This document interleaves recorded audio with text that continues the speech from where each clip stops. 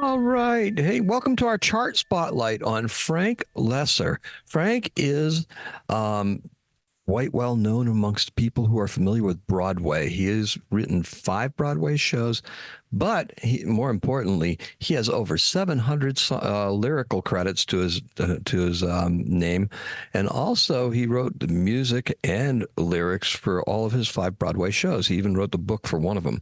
So this is Shane, Daily-Astrocat.com, and this is our chart spotlight on Frank Loesser.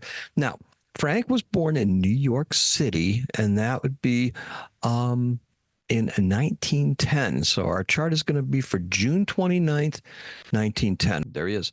Okay, so we got Frank Loesser. There he is in 1936. That's a Paramount Studios headshot. Okay, he wrote musicals. He wrote music for musicals, the lyrics, before World War II, in over 60 movies for Paramount. So this is quite an accomplished individual, born in New York City, and we primarily know him for this one right here, Guys and Dolls. That's him right there. Frank Loesser right there. Words, music, and lyrics by. Okay, so got quite a guy here, right? Let's take a look at the chart. So this is a chart. This is what happens if you pull this up online. You'll get this chart where it's set for Aries at the first house, and they just kind of like go around. So this would be your first house, second house, third house, fourth house. That was just random. That's not the chart that I'm going to use, because the chart that I want to use is this one right here. It is going to be let's see. Did I get it for myself? No, probably not. Hold on. Ugh, there it is. All right, we're going to use this chart right here. Now, I've taken this chart and it's basically set for 8:45 in the morning. Now, the reason why it's set for 8:45 in the morning, when a birth time is unknown, such as with Frank Loesser, you can kind of rectify the charts by events in their lifetime, and that's when you try to find the time for a chart. That's called a chart rectification. This is just based on a couple of different things that I happened to see when I was doing some of the basic research for this. Not everybody off the street is a Frank Loesser expert, right? So here we have a chart set for New York City, New York, and it's set for 8:45 in the morning. 8:45 in the morning would make him a Leo ascendant, which is pretty good because his name was pretty prominent on those playbills, right? There's 5 playbills. His name is prominent with him. He started his own music publishing company. He did some other things. So he's a very public-facing person. That Leo in the first house really makes it happen. The Mars in the first house with the Leo makes it kind of a go-getter attitude, right? We've got all right, so let's take a look at this chart and see what stands out to us on it, because there's some very interesting things going on here. Venus is conjunct with the North Node. Now, we got that Venus North Node conjunction right here, and it happens to be trine with Uranus in the 6th house of Capricorn. This is a hardworking individual. What you do is you look at the sun, you look at the ascendant, and we look also at the moon.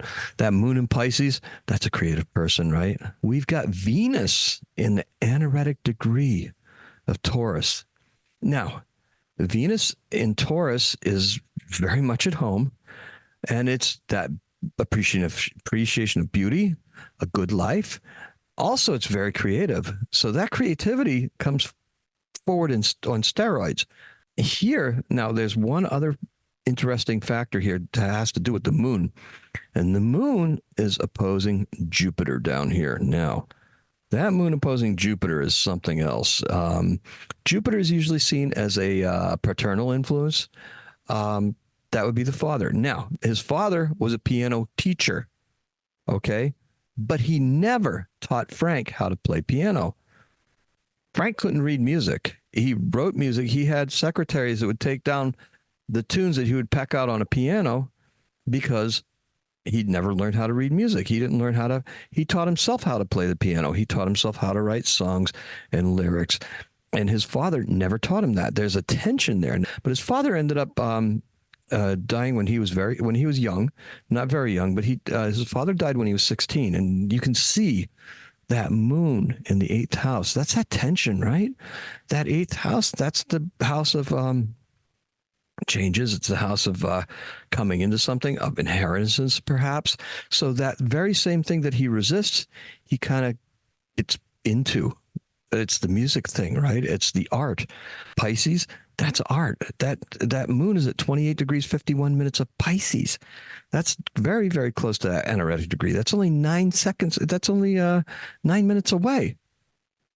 So we have 9 minutes in Pisces on this chart with the moon. So here's a person that's very much in touch with feelings and the zeitgeist and everything. And now we have this 11th house with Mercury.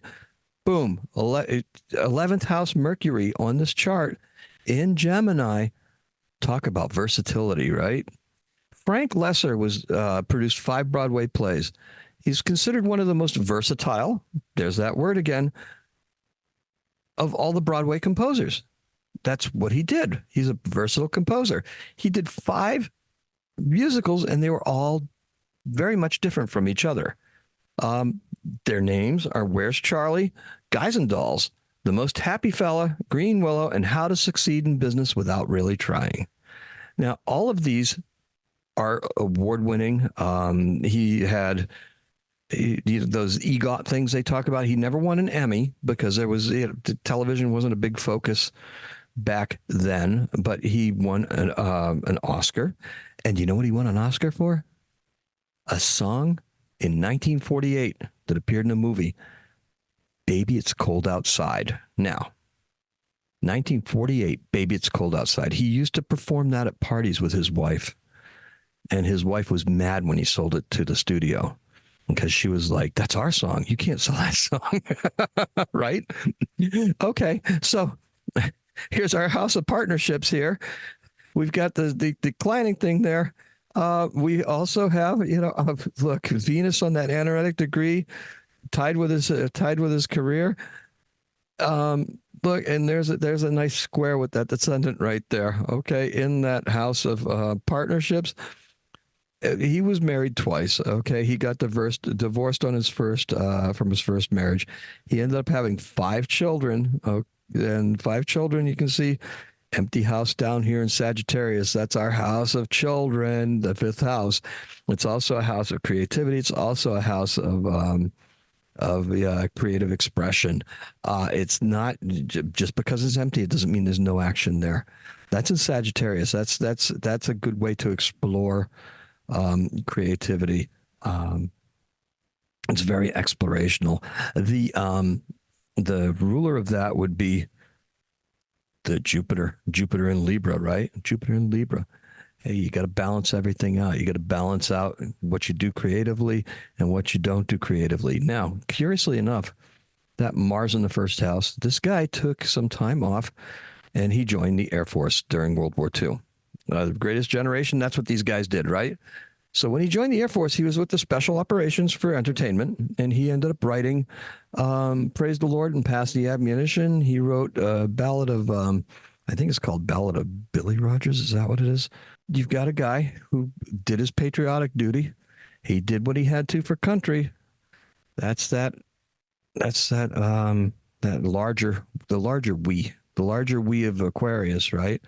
That's where Gemini is. So you do that. You're versatile. That's where he actually was writing with other composers. And then he began composing his own music, because before he was doing strictly lyrics for MGM and Paramount. So when he stopped doing that, after World War II, is when he started writing his own music and composing his own music for the Broadway musicals. And that's a very interesting thing. Now we have Neptune also opposite Uranus in the 6th house. So you can see where that service kind of changed and transformed his creativity. In this chart, the sun happens to be in the 12th house of Cancer. So now Cancer, we know, is a creative sign. We said that it makes memories. Baby, it's cold outside. That's a memory, right? Guys and Dolls, Luck Be a Lady Tonight, Sit Down, You're Rocking the Boat. Those are memorable tunes. This man crafted memories. 700 songs. There were many hits. He actually worked in Tin Pan Alley, which is in New York. And when he was writing for the studios, he actually moved to California. And then after this, he got out of the Air Force, I believe. After World War II, it was the U.S. Army Air Force.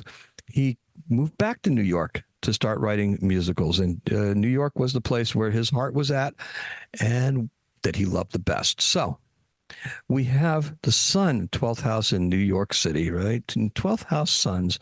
A 12th house sun can be very much in touch with things that that are other, right?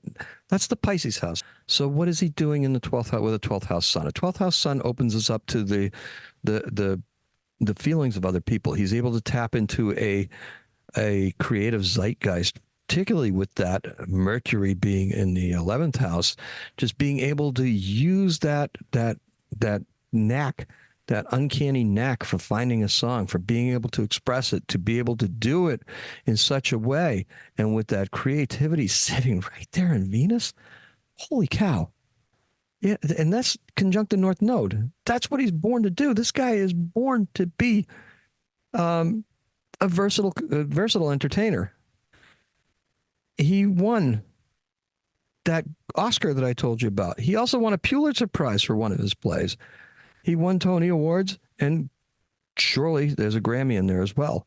So he did win a Grammy. I don't know what year, and I don't remember what for, but there's a Grammy in there as well, where he's at now. You can also see where his son is trine Chiron, and being a you have to listen to what the things are, to what you do. Now, with Neptune being opposite Uranus, you have to remember this was in the 40s where people smoked a lot, and there's lots of pictures of him sitting there writing music with a cigarette in his mouth.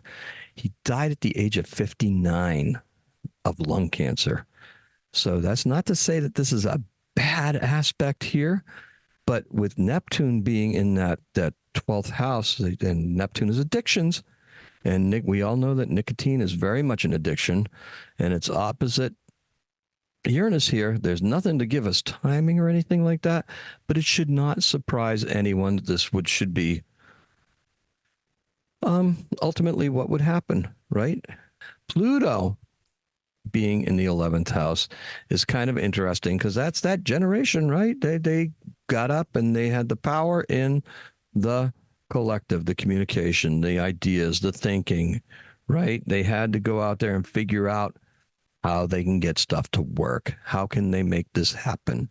How can, something breaks, you got to fix it, right? You got to get it done. There's kind of like a can-do attitude to that generation that they just did it, right? Situation normal, all effed up. You could fix a Jeep with a piece of baling wire. This is what people did. This is what they did back then. They figured out ways to get around these things and then make stuff happen. You save, you scrimp, you do what you have to do. But we're looking at these things, and this is what it's telling us about work ethic, drive, and what we do to succeed. Of 700 songs, that's a lot of songs. That's a lot of songs, and he was a very happy person. He said that he had the best job that he could possibly imagine, and he couldn't imagine one better. He says, you have no idea how great it is, and I will definitely take his word for it. So that's what we got for you, okay? That's a pretty interesting chart. Just kind of a way to kind of boil it down. There's a bunch of passions there. There's a bunch of stuff going on, right? We have... this is a good chart for a Cancer, because that Cancer is that making memories, and those shows and everything made for great memories, and those songs make for great lyrics and great memories. So the Cancer memories are very strong. The Pisces creativity with the moon taps into something very vital and makes sure that it's there. We have that little bit of influence from the father, kind of like being ignored, but yet being the cause of the stardom. A little bit more fame. We have a postage stamp that came out for him in 1999. We have reviews and revivals, and you can still see Guys and Dolls performed by high schools and all of those things. So there's a little bit of life in here that endures. There's some endurance. There's something that is enduring about the legacy of this person that just it makes it seem like, oh, we're just barely scratching the surface. Not too many people. I wouldn't say it's a common household name, Frank Loesser, but if you're into the Broadway scene, then definitely it is. So thank you for listening. Thank you for tuning in. I don't mean to ramble on, and I'm not going to. This is my spotlight for Frank Loesser. Probably could have been a little bit better, but I am just, like I said, we are doing this. We are figuring this out, and as we do it, it just gets a little bit better, right? Better and better each time. We're finding more things that are interesting about these charts, and it's a fascination. It makes us want to dig in deeper. You could look at this chart and just go deeper and deeper and deeper all the time, because that's what astrology is. It's fun. It's a way to just dig deep and get to know just a little bit more about factors that influence these things. So let me get out of this right now and sign off properly, stop sharing, and that's it. All right, that's what I got for you. Thank you so much for listening. Have a happy day. Happy astrocatting.